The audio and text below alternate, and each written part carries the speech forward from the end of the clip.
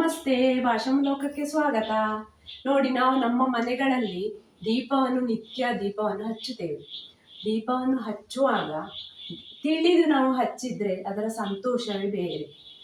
ಏನು ದೀಪದ ಮಹತ್ವವೇನು, ಯಾವ ಸಮಯದಲ್ಲಿ ಹಚ್ಚಬೇಕು, ಎಷ್ಟು ಬತ್ತಿಗಳನ್ನು ಹಾಕಬೇಕು, ಎಣ್ಣೆ ಹಾಕಬೇಕಾ, ತುಪ್ಪ ಹಾಕಬೇಕಾ, ಹೀಗೆಲ್ಲ ನಮಗೆ ಅನೇಕ ಗೊಂದಲಗಳಿರ್ತವೆ. ಅದೆಲ್ಲ ಏನು ಅಂತ ಇದರಲ್ಲಿ ವಿಡಿಯೋದಲ್ಲಿ ನೋಡುವ. ನಾವು ಮತ್ತೆ ದೀಪವನ್ನೇನೋ ಹಚ್ಚುತ್ತೇವೆ, ಆದರೆ ನಮಗೆ ತಿಳಿಯದೆ ಅನೇಕ ತಪ್ಪುಗಳನ್ನು ಮಾಡ್ತಾ ಇರ್ತೇವೆ. ನಾವು ತಿಳಿಯದೆ ಮಾಡುವ ತಪ್ಪುಗಳಿಂದ ನಮಗೆ ದೀಪದಿಂದ ಸಿಗುವ ಸರಿಯಾದ ಲಾಭಗಳು ಸಿಗದೆ ಹೋಗುವ ಸಾಧ್ಯತೆ ಇರ್ತದೆ. ಹಾಗಾದ್ರೆ ಆ ತಪ್ಪುಗಳು ಯಾವುವು, ಅದನ್ನು ಸರಿಪಡಿಸುವುದು ಹೇಗೆ ಅಂತ ಕೂಡ ಈ ವಿಡಿಯೋದಲ್ಲಿ ನೋಡುವ. ಮತ್ತೆ ಒಂದು ದೀಪದ ಮಹತ್ವ ಹೇಳುವಂತಹ ಒಂದು ಪೌರಾಣಿಕ ಕತೆ ಕೂಡ ಇದರಲ್ಲಿ ನೋಡುವ. ಅದು ಒಂದು ಇಲಿಯ ಕತೆ, ತುಂಬಾ ಒಳ್ಳೆಯದಾದ ಕತೆ. ಹಾಗಾದ್ರೆ ಬನ್ನಿ ವಿಡಿಯೋವನ್ನು ನೋಡಿಕೊಂಡು ಬರುವ. ನಮ್ಮ ಮನೆಯಲ್ಲಿ ದೀಪ ಯಾಕೆ ಹಚ್ಚಬೇಕು, ದೀಪ ಹಚ್ಚದಿದ್ದರೆ ಏನು, ಹಚ್ಚಿದರೆ ಏನು ಲಾಭ ಎನ್ನುವಂಥದ್ದು ಈ ಶ್ಲೋಕದಲ್ಲಿ ಹೇಳಿದೆ. ಕೀಟಾಃ ಪತಂಗಾ ಮಶಕಾಶ್ಚ ವೃಕ್ಷಾಃ ಜಲೆ ಸ್ಥಳೇ ಯೇ ನಿವಸಂತಿ ಜೀವಾಃ ದೃಷ್ಟ್ವಾ ಪ್ರದೀಪಂ ನ ಚ ಜನ್ಮಭಾಗಿನಃ ಭವಂತಿ ನಿತ್ಯಾಂ ಶ್ವಪಚಾಹಿ ವಿಪ್ರಾಃ. ಅಂದರೆ ಯಾವ ಮನೆಯಲ್ಲಿ ದೀಪ ಬೆಳಗುತ್ತಾರೋ ಆ ದೀಪದ ಪ್ರಕಾಶವನ್ನು ನೋಡುವಂತಹ ಮನುಷ್ಯರಿರಬಹುದು, ಕ್ರಿಮಿಕೀಟಗಳೋ, ಮರಗಿಡಗಳೋ, ಪ್ರಾಣಿ ಪಕ್ಷಿಗಳೋ ತನ್ನ ಪಾಪಗಳಿಂದ ಮುಕ್ತರಾಗಿ ಉದ್ಧಾರವಾಗ್ತಾರೆ ಅಂತ ಅರ್ಥ. ನೋಡಿ, ನಾನಿಲ್ಲಿ ದೀಪವನ್ನು ತೊಳೆದುಕೊಳ್ತಾ ಇದ್ದೇನೆ. ಮೊದಲಿಗೆ ನಾನೇನು ಮಾಡ್ತೇನೆ ಅಂದರೆ, ಒಂದು ಪೇಪರ್ನಲ್ಲಿ ಹೆಚ್ಚಿನ ಜಿಡ್ಡನ್ನೆಲ್ಲ ತೆಗೆದುಕೊಳ್ತೇನೆ. ಎಣ್ಣೆ ಎಲ್ಲ ತೆಗೆದುಕೊಂಡಾಗ ಸುಲಭ ಆಗ್ತದೆ ನೋಡಿ. ಹಾಗೆ ಹೆಚ್ಚಿನ ಜಿಡ್ಡನ್ನೆಲ್ಲ ಪೇಪರ್ನಲ್ಲಿ ತೆಗೆದುಕೊಂಡು ಕೈಯನ್ನು ಸ್ವಲ್ಪ ಒದ್ದೆ ಮಾಡಿಕೊಂಡು ಒಣ ಪೀತಾಂಬರಿಯನ್ನು ಕೈಯಲ್ಲಿ ಹಚ್ಚಿ ಈ ರೀತಿ ಮೃದುವಾಗಿ ಉಜ್ಜಿದ್ರೆ ಕ್ಲೀನ್ ಆಗ್ತದೆ. ಕೈಯಲ್ಲಿ ಈ ರೀತಿ ಉಜ್ಜಿ ಚೆನ್ನಾಗಿ ತೊಳೆದುಕೊಂಡು ಬರ್ತೇನೆ ನೋಡಿ. ತೊಳೆದು ಶುದ್ಧಗೊಂಡ ದೀಪವನ್ನು ನೋಡಿ ಈ ರೀತಿ ಅಡಿಗೆ ಒಂದು ಹರಿವಾಣ ಆಗಲಿ, ಮಣೆ ಆಗಲಿ, ಒಂದು ಮರದ ತುಂಡಾಗಲಿ ಏನಾದರೂ ಇಟ್ಟೇ ಇಡಬೇಕು, ಏನು ಇಡದೆ ಇಡಬಾರ್ದು.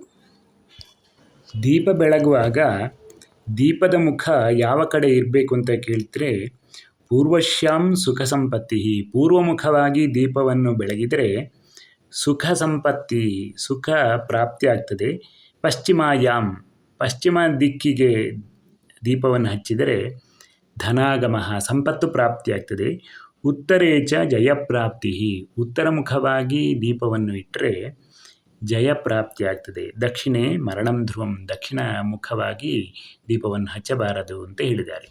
ಹಾಗಾದರೆ ದೀಪಕ್ಕೆ ಬತ್ತಿ ಯಾವುದು ಶ್ರೇಷ್ಠ ಅಂತ ಕೇಳಿದರೆ, ಕಾರ್ಪಾಸವರ್ತಿರ್ ಹರಣಂ ಸರ್ವವ್ಯಾಧಿ ನಿವಾರಣಂ. ಕಾರ್ಪಾಸ, ಹತ್ತಿಯಿಂದ ಮಾಡಿದಂತಹ ಬತ್ತಿ, ಅದು ಸರ್ವವ್ಯಾಧಿ ನಿವಾರಣಂ, ಎಲ್ಲ ರೋಗ ರುಜಿನಗಳನ್ನೆಲ್ಲ ನಿವಾರಣೆ ಮಾಡ್ತದೆ ಅಂತ ಹೇಳಿದರು. ಪದ್ಮಸೂತ್ರ ಕೃತಂ ಚೈವ ಸೌಭಾಗ್ಯಂ ಸಂಪದಂ ತಥಾ. ಹಾಗೆಯೇ ತಾವರೆಯ ನಾರಿನಿಂದ ಮಾಡಿದಂತಹ ಬತ್ತಿಯಿಂದ ಸೌಭಾಗ್ಯ ಸಂಪದಂ ತಥಾ, ಸೌಭಾಗ್ಯ ಸಂಪತ್ತು ಅಭಿವೃದ್ಧಿ ಆಗ್ತದೆ ಅಂತ ಹೇಳಿದರು. ಶುದ್ಧವಾದ ಹತ್ತಿ ಬಟ್ಟೆಯಿಂದ ಕೂಡ ನಾವು ಬತ್ತಿಯನ್ನು ಮಾಡಿಕೊಳ್ಬೋದು, ಅದು ಕೂಡ ಉತ್ತಮವಾಗಿರ್ತದೆ. ಈಗ ದೀಪದ ಬತ್ತಿಯ ಎಷ್ಟು ಸಂಖ್ಯೆಯಿಂದ ನಾವು ಜೋಡಿಸಬೇಕು ಅನ್ನುವಂತಹ ಪ್ರಶ್ನೆ ಬರಬಹುದು. ಒಂದು ಬತ್ತಿ ಇದ್ದರೆ ಅದರ ಫಲ ಏನು ಕೇಳಿದರೆ, ಏಕವರ್ತಿ ವಹೇದ್ ವ್ಯಾಧಿಂ. ಒಂದು ಬತ್ತಿಯಿಂದ ದೀಪ ಬೆಳಗಿಸಬಾರದು. ಯಾಕೆ ಕೇಳಿದರೆ, ವ್ಯಾಧಿ ಅಂದರೆ ಅನಾರೋಗ್ಯ ಬರುವ ಸಾಧ್ಯತೆ ಇದೆ. ದ್ವಿವರ್ತಿಶ್ಚ ಧನಾವಹಂ, ಎರಡು ಬತ್ತಿಯನ್ನು ಹಾಕಿದರೆ ಸಂಪತ್ತು ಬರ್ತದೆ ಅಂತ ಹೇಳಿದರು. ತ್ರಿವರ್ತಿಶ್ಚ, ಮೂರು ಬತ್ತಿ ಹಾಕಿದರೆ ಸುಖಂ ದದ್ಯಾತು, ಸುಖ ಪ್ರಾಪ್ತಿ ಆಗ್ತದೆ. ಚತುರ್ವರ್ತಿಶ್ಚ, ನಾಲ್ಕು ಬತ್ತಿಯನ್ನು ಹಾಕಿದರೆ ಧಾನ್ಯದಂ, ಧಾನ್ಯ ಅಭಿವೃದ್ಧಿ ಆಗ್ತದೆ ಅಂತ ಹೇಳಿದ್ದಾರೆ. ದೀಪಕ್ಕೆ ಯಾವುದನ್ನು ಹಾಕಿದರೆ ಏನು ಫಲ ಅಂತ ಕೇಳಿದರೆ, ಘೃತದೀಪೋ ಹರತ್ಯಜ್ಞಾನಂ, ತುಪ್ಪವನ್ನು ಹಾಕಿದರೆ ನಮ್ಮ ಅಜ್ಞಾನ ತೊಲಗುತ್ತದೆ. ತೈಲದೀಪೋ ಹರತ್ಯಘಂ, ಎಣ್ಣೆಯನ್ನು ಹಾಕಿದರೆ ನಮ್ಮ ಪಾಪ ನಾಶವಾಗ್ತದೆ. ಘೃತೇನ ಜ್ಞಾನವೃದ್ಧಿಶ್ಚ, ತುಪ್ಪ ಹಾಕಿದರೆ ನಮ್ಮ ಜ್ಞಾನ ಅಭಿವೃದ್ಧಿ ಆಗ್ತದೆ. ತೈಲೇನ ಸಕಲ ಅರ್ಥದ, ಎಣ್ಣೆ ಹಾಕಿದರೆ ಸಕಲವೂ ಪ್ರಾಪ್ತಿ ಆಗ್ತದೆ ಅಂತ ಅರ್ಥ. ಯಾವ ಎಣ್ಣೆ ಹಾಕಬೇಕು ಅಂತಲೂ ಒಂದು ಜಿಜ್ಞಾಸೆ ಇರ್ತದೆ. ಎಳ್ಳೆಣ್ಣೆ ಹಾಕ್ಬೋದು, ತೆಂಗಿನೆಣ್ಣೆಯೂ ಹಾಕ್ಬೋದು, ಶುದ್ಧವಾಗಿರಬೇಕು.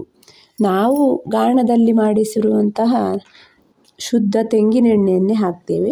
ಎಳ್ಳೆಣ್ಣೆ ಹಾಕುವವರು ಹಾಕ್ಬೋದು, ಅವರವರ ಮನೆಯಲ್ಲಿ ಹೇಗೆ ಪದ್ಧತಿ ಇದೆ ಅದನ್ನು ಮಾಡಿಕೊಂಡು ಬರ್ಬೋದು. ದೀಪವನ್ನು ಯಾವಾಗ ಬೆಳಗಿಸಬೇಕು ಅಂತ ಕೇಳಿದರೆ, ಸಾಯಂ ಪ್ರಾತಃ ಪ್ರದೀಪೇನ ಬ್ರಹ್ಮ ಅಪಿ ಪ್ರಮುಚ್ಯತೆ. ಸಾಯಂಕಾಲ ಮತ್ತು ಪ್ರಾತಃ ಕಾಲವನ್ನು ಹೇಳಿದ್ದಾರೆ. ಅದರಿಂದ ಬ್ರಹ್ಮಹತ್ಯೆಯು ಕೂಡ ತೊಲಗುತ್ತದೆ ಅಂತ ಅದರ ಫಲವನ್ನು ಕೂಡ ಹೇಳಿದ್ದಾರೆ. ಬೆಳಿಗ್ಗೆ ಒಂದು 4:15 6 ಗಂಟೆ ಒಳಗೆ ಹಚ್ಚಿದರೆ ಒಳ್ಳೆಯದು. ಸಂಜೆ ಒಂದು 6ರಿಂದ 6:45 7 ಮುಸ್ಸಂಜೆ ಸಮಯದಲ್ಲಿ ದೀಪ ಹಚ್ಚಿದರೆ ತುಂಬ ಒಳ್ಳೆಯದು ಅಂತ ಹೇಳ್ತಾರೆ. ದೀಪ ಹಚ್ಚುವಾಗ ತಿಳಿಯದೆ ಮಾಡುವ ಕೆಲವು ತಪ್ಪುಗಳಿಂದ ದೀಪದ ಫಲ ನಮಗೆ ಸಂಪೂರ್ಣವಾಗಿ ಸಿಗದೆ ಹೋಗುವ ಸಾಧ್ಯತೆ ಇರ್ತದೆ. ಹಾಗಾದರೆ ಯಾವ ತಪ್ಪುಗಳನ್ನು ನಾವು ಮಾಡಬಾರ್ದು ಅಂತ ಕೇಳಿದರೆ, ದೀಪವನ್ನು ಶಾಂತಿಗೊಳಿಸುವಾಗ ಬಾಯಿಯಿಂದ ಊದಿ ಆಗಲಿ ಕೈಯಿಂದ ಬೀಸಿ ಗಾಳಿ ಹಾಕಿ ಆಗಲಿ ದೀಪವನ್ನು ಶಾಂತಿಗೊಳಿಸಬಾರ್ದು ಅಂತ ಹೇಳ್ತಾರೆ. ಅದಷ್ಟು ಒಳ್ಳೆಯದಲ್ಲ. ಹೂವಿನಿಂದ ಅಥವಾ ಕಡ್ಡಿಯಿಂದ ನಾವು ದೀಪವನ್ನು ಶಾಂತಿಗೊಳಿಸ್ಬೋದು. ನಾವು ಹಚ್ಚಿರುವಂತಹ ದೀಪ ಎಣ್ಣೆ ಮುಗಿದು ತನ್ನಷ್ಟಕ್ಕೆ ಆರಿ ಹೋಗಬಾರ್ದು. ಅದು ಒಳ್ಳೆಯದಲ್ಲ, ಆರೋಗ್ಯಕ್ಕೂ ಒಳ್ಳೆಯದಲ್ಲ. ಅದರಿಂದ ಒಂದು ಹೊಗೆ ಬರ್ತದೆ ನೋಡಿ, ಅದರಿಂದ ಕೆಮ್ಮೆಲ್ಲ ಬರುವ ಸಾಧ್ಯತೆ ಇದೆ. ಅದು ಶುಭ ಕೂಡ ಅಲ್ಲ. ಮರುದಿನ ದೀಪ ಹಚ್ಚುವಾಗ ಕರಿ ತೆಗೆಯದೆ ದೀಪ ಹಚ್ಚಬಾರದು. ಕರಿಯನ್ನು ಕೈಯಲ್ಲಿ ಚಿವುಟಿ ತೆಗೆದೇ ದೀಪವನ್ನು ಹಚ್ಚಬೇಕು. ಮತ್ತೊಂದು, ಇದು ಎಲ್ಲರಿಗೂ ಗೊತ್ತಿರುವಂಥದ್ದೇ, ಒಡೆದ ಬಿರುಕು ಬಿಟ್ಟ ಭಿನ್ನ ದೀಪವನ್ನು ಹಚ್ಚಬಾರ್ದು. ಇದು ಅಪೂರ್ಣತೆಯ ಸಂಕೇತ. ಆದ್ದರಿಂದ ನಕಾರಾತ್ಮಕ ಶಕ್ತಿಯನ್ನು ಹೆಚ್ಚಿಸುತ್ತದೆ. ಮತ್ತೊಂದು, ಶುದ್ಧವಲ್ಲದ ಹಳೆಯ ಎಣ್ಣೆಯನ್ನು ಅಥವಾ ತುಪ್ಪವನ್ನು ದೀಪಕ್ಕೆ ಹಾಕಬಾರ್ದು. ದೀಪ ಲಕ್ಷ್ಮಿ ಸ್ವರೂಪ ಅಲ್ಲ. ಭಕ್ತಿಯಿಂದ ಶುದ್ಧವಾದ ಒಳ್ಳೆಯ ಎಣ್ಣೆಯನ್ನೇ ದೀಪಕ್ಕೆ ನಾವು ಹಾಕಬೇಕು ಯಾವತ್ತು. ಮತ್ತು ದೀಪವನ್ನು ವಾರಕ್ಕೊಮ್ಮೆ ಆದರೂ ತೊಳೆಯದೇ ಇರುವಂಥದ್ದು. ಈಗ ಎಣ್ಣೆ ಮುಗೀತು ಅಂತ ಪುನಃ ಎಣ್ಣೆ ಹಾಕಿ ತಿಂಗಳುಗಟ್ಟಲೆ ದೀಪವನ್ನು ಉರಿಸಿಕೊಂಡು ಇರಬಾರ್ದು. ನಾವು ಆಗಾಗ ಅದನ್ನು ತೊಳೆದು ಶುದ್ಧಗೊಳಿಸ್ತಾ ಇರಬೇಕು. ನಾನೇನು ಮಾಡ್ತೇನೆ ಅಂದರೆ, ಒಂದು ದೀಪವನ್ನು ತೊಳೆದು ದೀಪದ ತುಂಬ ಎಣ್ಣೆ ಹಾಕಿ ಹೊತ್ತಿಸ್ತೇನೆ.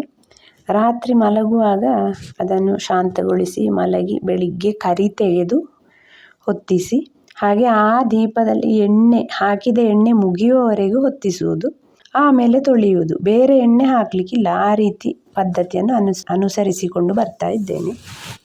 ಈಗ ದೀಪದ ಮಹತ್ವವನ್ನು ಹೇಳುವ ಸ್ಕಂದ ಪುರಾಣದಲ್ಲಿ ಬರುವಂತಹ ಅತ್ಯಂತ ಒಂದು ವಿಶಿಷ್ಟ ಕಥೆಯನ್ನು ಕೇಳಿಕೊಂಡು ಬರುವ. ಒಂದು ಕಾಲದಲ್ಲಿ ಒಂದು ಶಿವನ ದೇವಾಲಯದಲ್ಲಿ ಪೂಜೆಯನ್ನೆಲ್ಲ ಮುಗಿಸಿ ಭಕ್ತನೊಬ್ಬ ರಾತ್ರಿ ಹೊತ್ತಲ್ಲಿ ತನ್ನ ಮನೆಗೆ ಹಿಂದಿರುಗಬೇಕಿದ್ದಾಗ ಒಂದು ದೀಪವನ್ನು ಪ್ರಜ್ವಲನೆ ಮಾಡಿ ಹಿಂದಿರುಗುತ್ತಾ. ದೀಪ ಇನ್ನೇನು ಆರಬೇಕು ಎನ್ನುವಂತಹ ಸಂದರ್ಭ ಬಂದಾಗ ಅಲ್ಲಿಗೆ ಒಂದು ಆಹಾರವನ್ನು ಹುಡುಕುತ್ತಾ ಒಂದು ಇಲಿ ಬರ್ತದೆ.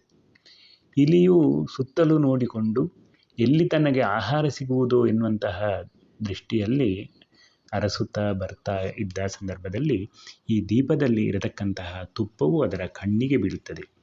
ಆ ಆಹಾರ ಸಿಕ್ಕಿಯೇ ಬಿಟ್ಟಿತು ಅಂತ ಹೇಳಿ ಗ್ರಹಿಸಿಕೊಂಡು ಅದು ತನ್ನ ಆಹಾರಕ್ಕಾಗಿ ಆ ದೀಪದಲ್ಲಿರತಕ್ಕಂತಹ ತುಪ್ಪವನ್ನು ತಿನ್ನುವುದಕ್ಕೆ ಪ್ರಾರಂಭ ಮಾಡ್ತದೆ. ಆವಾಗ ಅದರ ಮುಖ ಆ ದೀಪದಲ್ಲಿ ಇರತಕ್ಕಂತಹ ಆ ಏನು ಬತ್ತಿಗೆ ಅದು ಸ್ಪರ್ಶವಾಗಿ ಆ ಬತ್ತಿ ಮುಂದೆ ಬಂದು ಒಮ್ಮೆಲೆ ಪ್ರಜ್ವಲಿಸ್ತದೆ. ಆ ದೀಪದ ಪ್ರಜ್ವಲನೆ ಆದಂತಹ ಆ ಪುಣ್ಯವು ಆ ಇಲಿಗೆ ಪ್ರಾಪ್ತಿಯಾಗಿ ಅದು ಇಚ್ಛೆಯಿಲ್ಲದೆ ಮಾಡಿದಂತಹ, ಅದರ ಆಹಾರಕ್ಕೋಸ್ಕರ ಮಾಡಿದಂತಹ ಆ ಕೃತ್ಯದಿಂದ ಅಲ್ಲಿ ದೀಪ ಬೆಳಗಿದಂತಹ ಪುಣ್ಯದ ಪ್ರಾಪ್ತಿಯಾಗಿ ಅದಕ್ಕೆ ಮುಂದಿನ ಜನ್ಮದಲ್ಲಿ ರಾಜನಾಗುವಂತಹ ಸೌಭಾಗ್ಯ ಬರ್ತದೆ. ತದನಂತರದಲ್ಲಿ ಕೊನೆಗೆ ಮೋಕ್ಷವೂ ಕೂಡ ಪ್ರಾಪ್ತಿಯಾಗ್ತದೆ ಎನ್ನುವಂತಹದ್ದು ಈ ಕಥೆ. ಹಾಗಿರುವಾಗ ಗೊತ್ತಿಲ್ಲದೆ ಮಾಡಿದಂತಹ ಈ ದೀಪ ಪ್ರಜ್ವಲನೆಯಿಂದ ಇಷ್ಟೊಂದು ಪುಣ್ಯ ಪ್ರಾಪ್ತಿಯಾಗಿರುವಾಗ ನಾವು ಭಕ್ತಿ ಶ್ರದ್ಧೆಯಿಂದ ದೀಪವನ್ನು ಬೆಳಗಿದರೆ ಎಷ್ಟೊಂದು ಪುಣ್ಯ ಪ್ರಾಪ್ತಿಯಾಗಬೇಡ ಅಲ್ಲವೇ? ದೇವರ ಸೇವೆಯಲ್ಲಿ ಮಾಡಿದ ಸಣ್ಣ ಕಾರ್ಯವು ವ್ಯರ್ಥವಾಗುವುದಿಲ್ಲ ಅಂತ ಈ ಕಥೆಯಿಂದ ನಮಗೆ ಗೊತ್ತಾಗ್ತದೆ. ಮತ್ತೊಂದು ಪ್ರಶ್ನೆ ಎಲ್ಲರಿಗೂ ಬರುವಂಥದ್ದು, ದೀಪವನ್ನು ಗಂಡಸರು ಹಚ್ಚಬೇಕಾ ಹೆಂಗಸರು ಹಚ್ಚಬೇಕಾ ಅಂತ. ಇದಕ್ಕೆ ದೀಪ ಹಚ್ಚುವುದಕ್ಕೆ ಲಿಂಗ ಭೇದ ಇಲ್ಲ. ಆದರೆ ನಮ್ಮ ಪರಂಪರೆಯಲ್ಲಿ ನಮ್ಮ ಹಿಂದಿನಿಂದಲೂ ಬಂದ ಪದ್ಧತಿ ಅಂದರೆ ಹೆಂಗಸರೇ ದೀಪವನ್ನು ಹಚ್ಚುತ್ತಾರೆ. ಹೆಂಗಸರು ಮನೆಯ ಗೃಹಲಕ್ಷ್ಮಿ ಅಂತ ನಂಬಲಾಗ್ತದೆ. ಹಾಗಾಗಿ ದೀಪವನ್ನು ಹೆಂಗಸರೇ ಹಚ್ಚುತ್ತಾರೆ. ಹಾಗಾದ್ರೆ ಗಂಡಸರು ಹಚ್ಚಬಾರದ? ಹಾಗೇನಿಲ್ಲ. ಹೆಂಗಸರಿಗೆ ಸಾಧ್ಯವಾಗದಿದ್ದ ಪಕ್ಷದಲ್ಲಿ ಗಂಡಸರು ಕೂಡ ದೀಪವನ್ನು ಹಚ್ಚಬಹುದು ಅಂತ ಉಂಟು. ಮೊದಲ ಆದ್ಯತೆ ಹೆಂಗಸರಿಗೆ ಆಗಿರ್ತದೆ. ನೋಡಿದ್ರಲ್ಲ ದೀಪದ ಮಹಿಮೆ, ದೀಪ ಹಚ್ಚುವುದರಿಂದ ಏನೆಲ್ಲ ಒಳ್ಳೇದಾಗ್ತದೆ ಅಂತ ನಾವು ಈ ವಿಡಿಯೋದಲ್ಲಿ ತಿಳ್ಕೊಂಡ್ವಿ. ಹಾಗಾದ್ರೆ ನಿತ್ಯವೂ ನಾವು ಮನೆಯಲ್ಲಿ ದೀಪವನ್ನು ಹಚ್ಚೋಣ, ಜ್ಞಾನದ ಬೆಳಕನ್ನು ಹರಡೋಣ. ಹಾಗಾದ್ರೆ ಇನ್ನು ಮುಂದಿನ ವಿಡಿಯೋದಲ್ಲಿ ಸಿಗೋಣ. ನಮಸ್ಕಾರಗಳು. ನಿಮ್ಮ ಅನಿಸಿಕೆ ಅಭಿಪ್ರಾಯಗಳನ್ನು ದಯವಿಟ್ಟು ಕಮೆಂಟ್ನಲ್ಲಿ ತಿಳಿಸಿ. ಧನ್ಯವಾದಗಳು.